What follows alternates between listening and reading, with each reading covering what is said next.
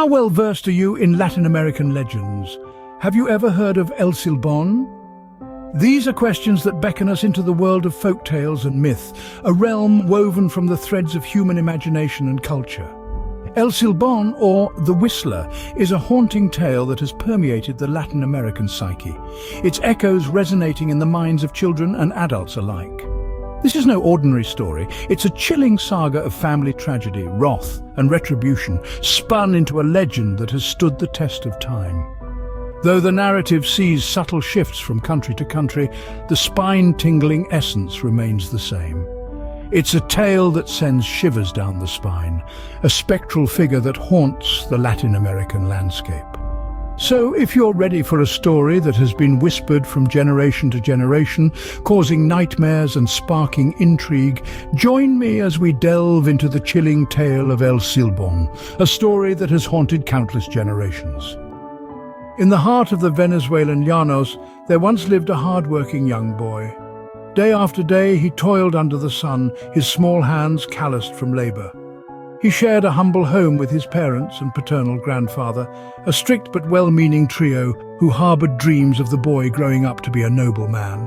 The boy's father, however, was a man of violent temperament. He was a storm cloud, always threatening to burst, his thunderous wrath a constant dread. One fateful day, this tempestuous nature would lead to a devastating turn of events. Returning from work, the father's suspicion, fueled by rage and paranoia, fell upon his wife. He accused her of infidelity, an allegation that ignited a fierce and uncontrollable argument. The dispute spiraled out of control, escalating to a point of no return, ending in the tragic demise of the mother. The young boy, unable to bear the sight of his mother's lifeless form, acted out of pure fury and revenge. He turned against his father, the man responsible for this unspeakable atrocity. In an act of retribution as brutal as the crime itself, the boy disemboweled his father. But the greatest tragedy was yet to unfold. When the boy's paternal grandfather discovered the gruesome scene, he was overcome with horror and disgust. In his eyes, the boy had committed an unforgivable act. He decided to administer a punishment that was as harsh as it was symbolic. The young boy was tied to a pole in the middle of the field under the merciless sun. The grandfather whipped him until his back was a canvas of wounds and scars. After washing his wounds with brandy, a cruel reminder of the pain he had inflicted, the boy was released. But his punishment was far from over. He was to be hunted, pursued by two rabid, hungry dogs, a relentless chase that seemed to have no end. But the greatest tragedy was yet to unfold. The young man's paternal grandfather, upon learning of the horrific events, took justice into his own hands, embarking on a path of retribution that would forever mark the course of their family's history. A firm believer in the principle of an eye for an eye, the grandfather subjected his grandson to a punishment that was as brutal as it was symbolic.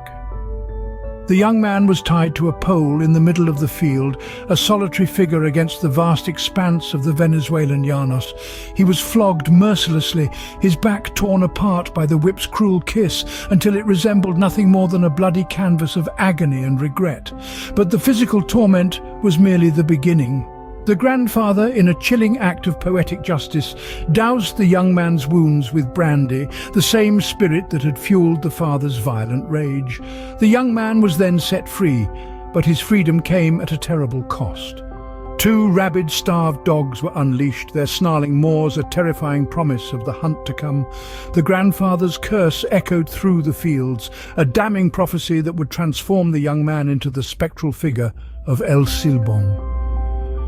Condemned to carry his father's bones in a sack on his back for all eternity, the young man was to become a chilling reminder of the consequences of unchecked rage and violence. The curse carried with it a haunting melody, a whistle that would become synonymous with El Silbón. It was said that the spectral whistle of El Silbón could be heard across the llanos, an eerie soundtrack to the region's darkest legend. The whistle, they say, was a harbinger of his presence. When heard close, El Silbón was far, but if it echoed from afar, the spectre was alarmingly near. The sack of bones and the chilling whistle are more than mere elements of a ghost story. They serve as enduring symbols of a curse born out of violence, a stark warning against the perils of wrath and vengeance, and so the cursed spirit of El Silbón was unleashed upon the world. The legend of El Silbón does not end with his curse, but instead continues to echo through time, haunting the minds of those who hear his tale. His spectral presence is not merely a source of fear, but a manifestation of cultural beliefs and societal norms. The interpretations of El Silbón's actions and his effects on people vary widely, painting a complex picture of this eerie figure. Some believe that El Silbón is a spectral judge, appearing before those who have strayed from the path of righteousness. These individuals, often characterized as bad men or womanizers, are said to meet a gruesome end at the hands of El Silbón's machete, a chilling reminder of the consequences of their actions. Others interpret his presence as an omen of impending family death, his count of his father's bones in the dead of night, a grim countdown to the inevitable. In a twist of spectral irony, the whistle of El Silbón, which should signal danger, often deceives those who hear it. A close whistle means he's far, and a distant whistle means he's near. This inversion of expectations adds to the unsettling nature of his legend, playing with our understanding of space and proximity. Yet, despite his fearsome reputation, there are said to be protections against El Silbón. The barking of a dog, the crack of a whip, and the recitation of the Lord's Prayer are believed to repel him. Some even speculate that alcohol, particularly brandy, could serve as a defense, a nod to the brandy used to clean his wounds before his curse. But perhaps the most significant impact of El Silbón's tale is the lessons it imparts. The story serves as a stark warning against the perils of violence, revenge, and infidelity. It reminds us that our actions have consequences, often far-reaching and unforeseen, and that we must strive to be noble and just in our dealings. El Silbón serves as a chilling reminder of the consequences of our actions. As we reflect on the legend of El Silbón, we are reminded of the haunting tale of a young man, cursed to wander the Venezuelan llanos with his father's bones. We've explored the chilling aspects of this spectre, whose eerie whistle strikes fear into the hearts of those who hear it, and his tragic origins rooted in a violent family dispute. But beyond the horror and the superstition lies a deeper meaning. This legend, in its dark and foreboding way, implores us to remember our ancestors not as idealized versions, but as they truly were, flawed human beings. It encourages us to acknowledge their mistakes and learn from them, rather than trying to remedy or avenge them.